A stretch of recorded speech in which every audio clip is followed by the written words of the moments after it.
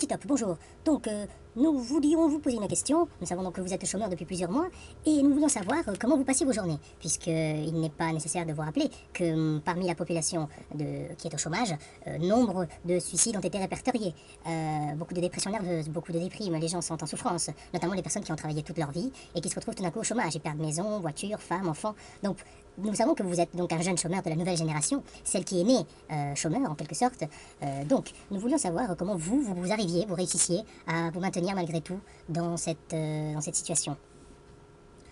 Oui, bien évidemment, avec plaisir, je vais vous répondre. Écoutez, tout d'abord, je passe mes journées à lire. Donc des livres très intéressants, comme par exemple un livre d'un certain Prosper Olivier Lissagareil, qui a écrit Histoire de la Commune de 1871, donc la Commune de Paris.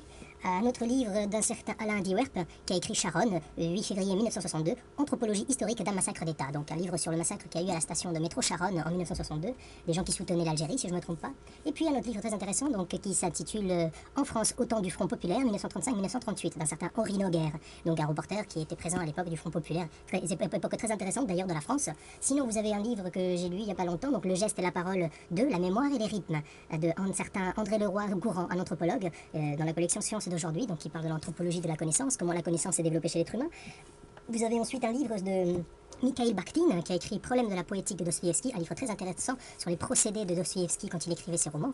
Et d'ailleurs, Dostoïevski est un auteur très intéressant de l'époque russe. Nous avons aussi un livre en anglais, donc de Sociology of Science, la sociologie de la science, d'un certain Robert King Merton, qui écrit sur l'invention, les inventeurs, les personnages célèbres qui ont fait des découvertes intéressantes scientifiquement, comme par exemple Einstein. Et donc il essaie d'étudier d'un point de vue sociologique comment un être humain peut être porté à faire des découvertes aussi intéressantes que Einstein par exemple. Est-ce que c'est l'environnement culturel? Est-ce que c'est inné? Est-ce que c'est dans le cerveau, etc. Donc voilà, une recherche assez complète pour essayer de comprendre comment l'être humain, le génie humain, peut inventer des choses et découvrir des choses intéressantes.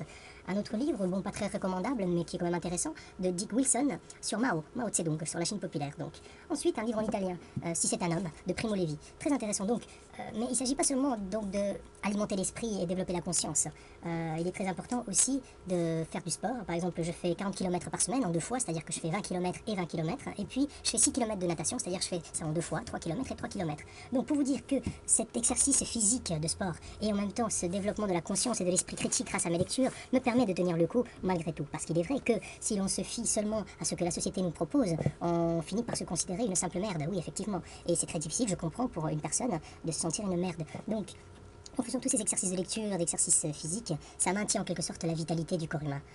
C'est le dernier retranchement, on va dire, c'est le dernier bastion de résistance contre ce système. On détruit tout autour de vous, vous n'avez plus de relations sociales, vous n'avez plus de famille, vous n'avez plus rien, mais vous avez votre individualité qui reste intacte. Et ça, c'est très important. Et je pense qu'il est très important de véhiculer ces idées que tous ces livres peuvent communiquer. Parce que ce sont ces idées, je pense, qui ne cessent de maintenir la conviction chez quelques êtres humains, malheureusement pas chez tous, mais quand même, cette idée que l'être humain, malgré tout, peut s'en sortir, est bon malgré tout. Et donc, réussir à valoriser ce peu qu'il y a en chacun de nous permet de tenir le coup malgré cette situation sociale très précaire. Effectivement, je vous l'accorde.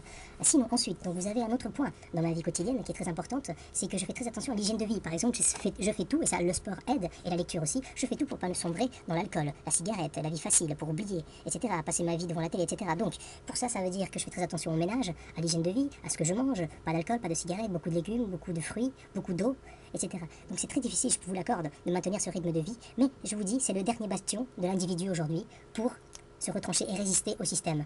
Pour que, malgré tout, comme Primo Levi le dit très bien d'ailleurs dans son livre, qui raconte un peu, qui raconte même surtout son expérience du camp d'Auschwitz, ou comme au ghetto de Varsovie, dans les camps de concentration, dans ces endroits-là, on arrive à détruire l'individu.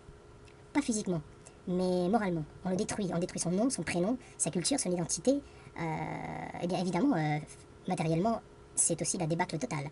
Pas de nourriture, ils sont obligés de se doucher dans le froid, en plein hiver, etc. Ça, c'est les camps de concentration. Mais pour vous dire, ce sont des gens, Primo Levi, même s'il s'est suicidé, ce sont des gens quand même qui s'en sont sortis. Aujourd'hui, ils sont vivants et ils témoignent. En tout cas, ceux qui sont restés vivants. Et ça prouve que... Qu'est-ce qui fait que ces gens ont réussi à vivre et à continuer à vivre et à continuer à donner un sens à la vie malgré le fait qu'ils aient vécu Auschwitz ou Birkenau ou les camps de concentration? Qu'est-ce qui leur a fait donner envie de vivre encore malgré tout? Eh bien, je pense que ce sont ces idées.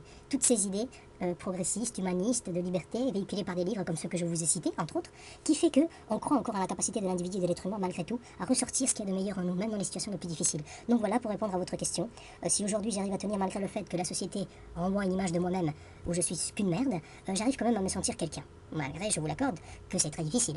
Mais voilà une voie possible, je pense, pour nombre de chômeurs et pour les personnes à venir qui seront chômeuses bientôt, en grand nombre. Ça, je vous l'accorde. Eh bien, Petit Top, nous sommes très fiers de votre discours, nous vous remercions et vous disons à bientôt. Au revoir.